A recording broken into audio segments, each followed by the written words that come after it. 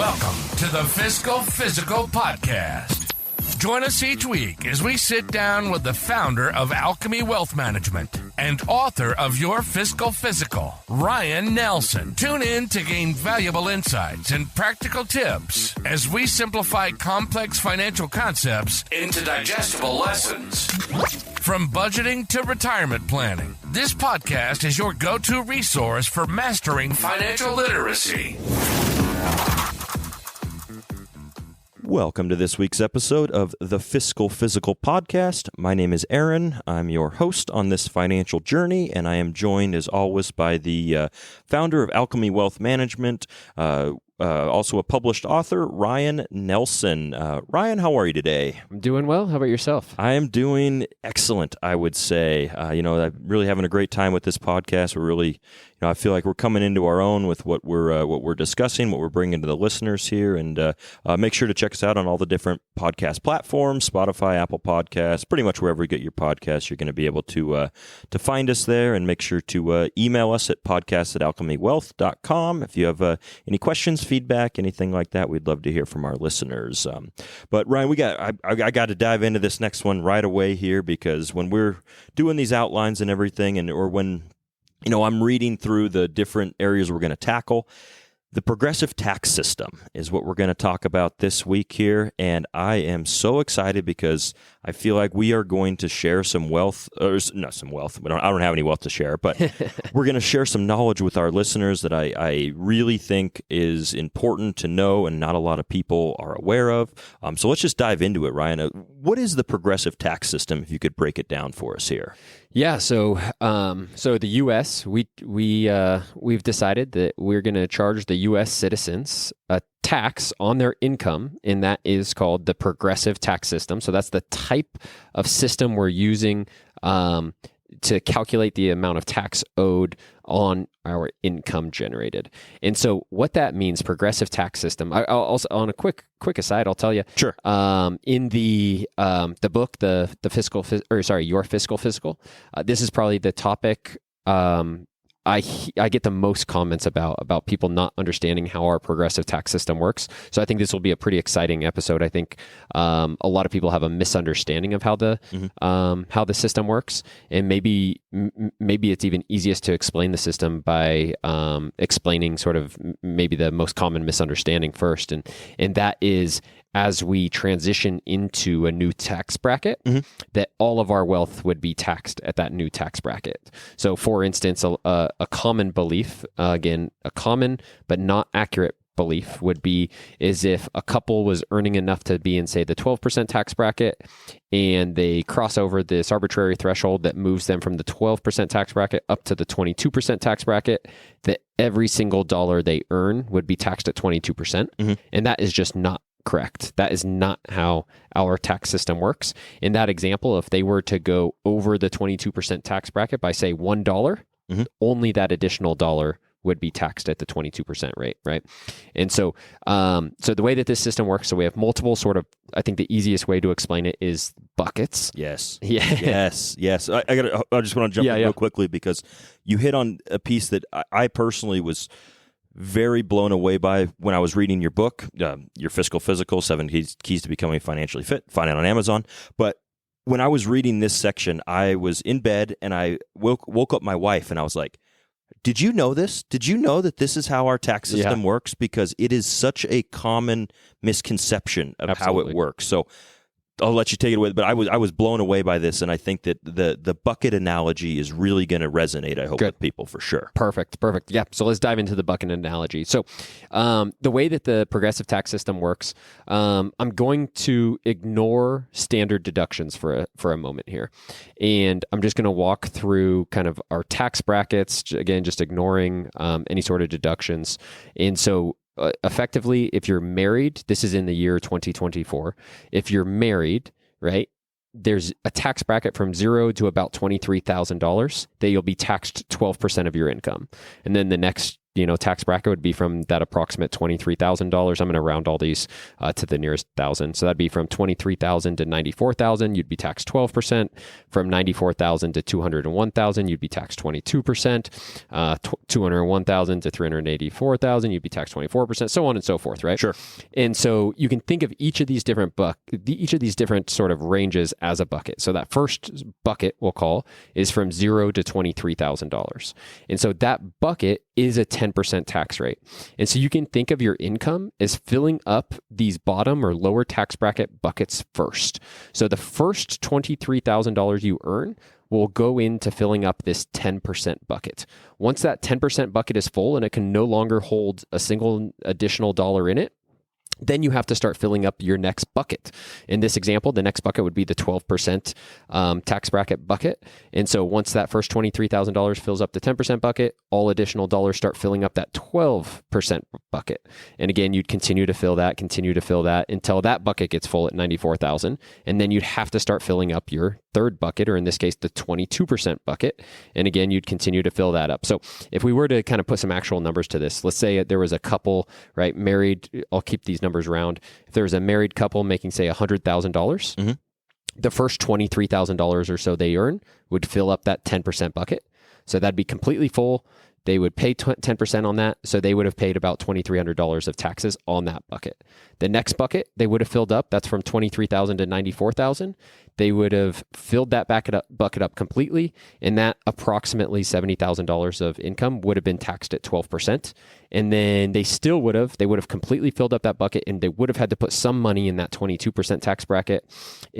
But they would have only had about $6,000 in that 22% tax bracket, right? Right. So by them going from the 12 to 22% tax bracket, all of their dollars that were in the 10% bucket and the 12% bucket, they were completely non-affected. The only thing taxed at 22% would be that $6,000 that kind of overfilled into that third bucket. So effectively, this couple would have paid the 22% on roughly $6,000. So they would have only had to pay $2,000 or so in taxes on that money. Yeah, and I really want to harp on this to make sure everybody understands this, because I was always under the impression, whether it be through ignorance or whatever, that when you get into that next, you don't want to make more money because you might get into that next tax bracket, and then your whole income is taxed on that. But that is not the case, right? There's obviously, you make more money, you might have to pay a little bit more taxes on whatever spills into that next bucket, or goes into the next bucket, but it's not on the whole thing. Like you, me, Jeff Bezos, for those first, first bucket of $23,000, we're all paying the same amount there. Yeah. I love that. Actually, that's a great point. So us and, you, me, and Jeff Bezos. Yeah. On the first $23,000 we make, we're all paying 10% tax on that, right? Yeah. So he's not paying, even though he makes a whole heck of a lot more than you and I combined. Yeah. He each day. Yeah. Second. Yeah.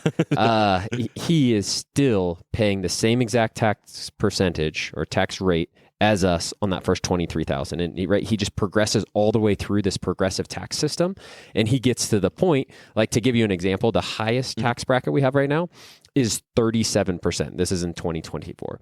So he just has a lot more money in that 37% tax bracket. To give you an idea, to get to that 37% tax bracket, you have to earn more than $731.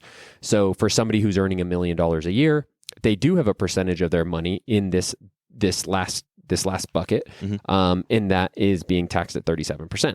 For him, I don't know how much he's making a year right now, but he's got millions and millions and millions of dollars going into that last bucket, right? And that last bucket has no cap on it. So all the other buckets sort of has thresholds, right? You can fill it up. That last, the 37% tax bracket, that's where just all additional income gets taxed. So certainly Jeff Bezos is, paying a lot more in taxes than we are. But those first, $20,000 he earns is being taxed exactly the same as the first $20,000 we earn as well. And I really hope that's. I mean, maybe everybody knew this, and I just was the idiot there that didn't. But honestly, every time I have this conversation with people, the idea of like, oh, if I make more money, like, oh, I don't want to get into the next tax bracket, right. That's just not true. Like, I feel like I'm sure there's certain situations you want to talk with your tax professional and everything about where you make certain amount of money, it might mess things, whatever. But generally speaking, like making more money is not a bad thing. Right. Yeah, like you said, I mean, there are some other unrelated thresholds where making more money could, maybe disqualify you from, say, another tax incentive. Sure. Maybe if you wanted to go buy a solar, or an electric vehicle, maybe earning an extra $1,000 doesn't allow you to qualify for that vehicle or something. That is theoretically possible. Right. But just talking about income tax, absolutely. The more you earn, the better off you are. Yeah, a common example I hear a lot is, so for married filing jointly, there's that big jump I mentioned. There's that 10% and 12% tax bracket, and then it jumps to 22%. That's almost double from 10 and 12, then a jump to 22. That's a big jump. And so again, that jump, that income, or the income threshold to make that jump, is around $94,000. And so what I'll see sometimes is maybe a couple's earning, in around $90,000 a year. They're astute enough to realize, oh man, we're close to this tax bracket, and going from 12% to 22%. And sometimes I'll even hear things to the extent of saying like, oh, I don't want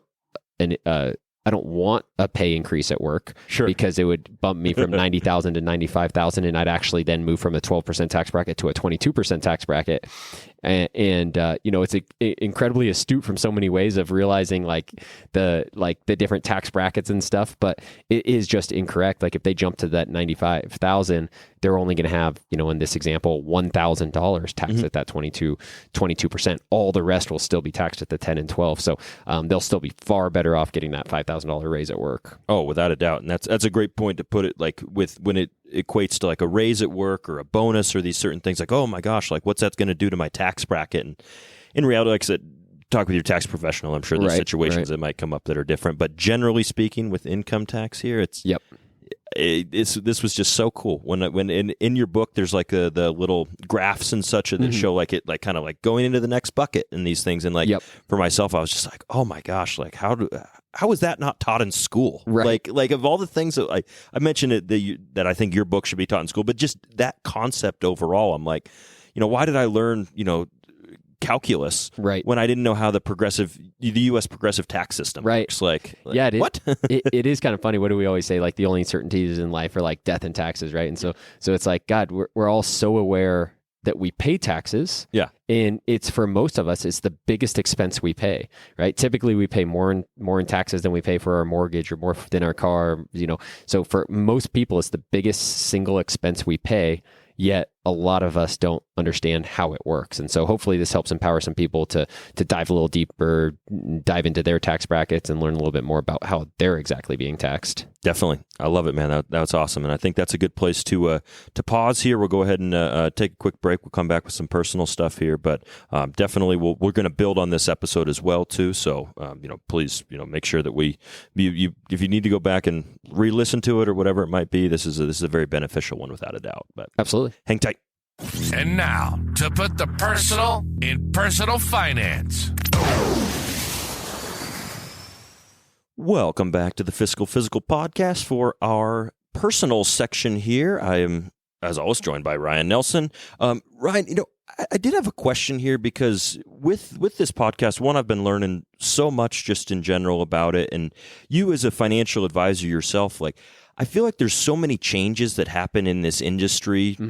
Well, yes and no. I feel like there's changes that happen and there's things that have been the same forever at the same time. Yeah. So how do you personally like stay up to speed on these changes with the, is it podcasts? Is it articles? Like, do you subscribe to a service that gives you like an update? Like, what's your kind of, I guess, the way that you stay up to speed in this world? Yeah, my two favorite ways to consume, I think, knowledge is our podcasts and books.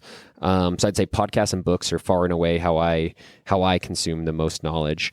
One thing I would say is, if anybody is like looking for a resource or something like that, what my 2 cents would be, I would stay away from like the news and work on financial education, right? Ooh. So if you're trying to learn more about the industry, you could have been listening to financial, like even in a podcast, right? You could be listening to a financial news podcast, every day for the last 5 years. you may not have really learned that much, right? Like 5 years later, all that stuff you learned 5 years ago is pretty much useless. The stuff you used 4 years ago is probably pretty much useless. Sure. You'd probably pick up a few concepts here and there along the way, right? So undoubtedly you would be more knowledgeable 5 years of doing this. It's probably not the best use of your time if you're trying to learn more financial concepts. So yeah, I think things like, this resource, hopefully, if we're doing a good job, is hopefully very valuable in financial education, right? So I'd say focus on financial resources that provide financial education. Stay away from the new stuff. What Apple Computers does today or Boeing does today, isn't probably that impactful on your long-term success anyways. And it's the compounding effects of getting that knowledge. If you're focusing on building your financial knowledge, learning more about the tax structure like we talked about today, right? That will pay dividends for years to come. Ooh, dividends. So yeah, my 2 cents would be, stay away from the news, probably engage in kind of knowledge-based, financial knowledge-based resources. My 2 favorite places to get that is, are just physical books. And then second would be podcasts. Yeah, no, that's awesome, man. And I think that's and the thing too that I really like. I love to read as well too. I love books, but sometimes I just don't have the time specifically to sit down and read a book. And that's where I think the industry or the world of podcasts has really exploded, and it's really so beneficial because even if you listen to something at 1.5 speed because you only have 10 minutes in your commute or something like that, like you can still get the base knowledge that normally you'd have to sit down and read a book, and I just don't really have the time to do that overall. I probably could make time for it, but I think podcasts myself are that area where I'm like, wow, this is cool. I can, and having like hopefully a melodic voice in your ear, like also helps like kind of retain that knowledge as well too. Yeah, for sure. No, I think podcasts are an awesome resource. Yeah. Great, man. Well, we'll go ahead and end this one here, and appreciate all the listeners, everyone who's tuning in here. Hopefully you guys got something out from this episode. Like I said, is at the start, join us on the different platforms, like, subscribe, all that good stuff here, and we'll be back next week with some more knowledge. Ryan, anything to say before we wrap up here? Yeah, thank you so much, and as always, stay the course. Thank you for joining us for the Fiscal Physical Podcast. Until next time, happy listening. And as always, stay the course.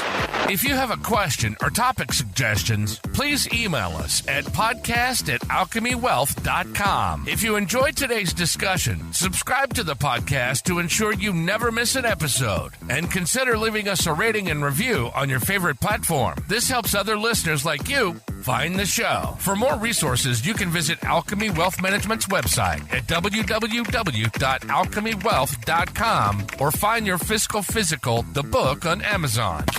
We'd be remiss if we didn't mention that personal finance is just that, personal. Please don't take anything we say as advice. The preceding content is for informational and entertainment purposes only. It's not an offer or a solicitation, nor should it be construed or relied upon for tax, legal, or investment advice. It doesn't consider your personal financial situation or objectives and may not be suitable for you.